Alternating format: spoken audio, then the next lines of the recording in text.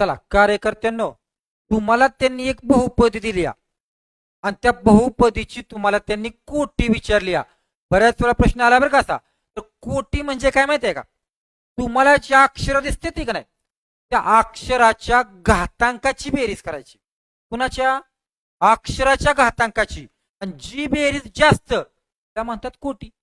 या बरं आता या पहिल्या पदामध्ये एक्स वाय आणि पी अक्षर आहेत ना, त्या अक्षराच्या घातांकाची म्हणजे डोक्याच्या संख्यांची बेरीज करा बरं. 2 आणि 3 5, 5 आणि 2 7. बघा आता 7. इथे या बरं, एक्स ला काहीच नाही म्हणजे एक असणार बरं का. 10 आणि 1 11, 11 आणि 2 13. इथे या बरं, 7 आणि 5 12, 12 आणि 2 14. मीच मला सांगा, सगळ्यात जास्त मोठा घातांक कुठं आला? 14 मध्ये.